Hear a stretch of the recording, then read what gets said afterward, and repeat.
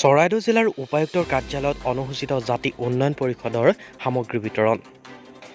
আজি চৰাইদেউ জিলাৰ উপায়ুক্তৰ কাৰ্যালয়ৰ সভাকক্ষত অনুসূচিত জাতি উন্নয়ন পৰিষদৰ সামগ্ৰী বিতৰণৰ এখনি সভা অনুষ্ঠিত হয়।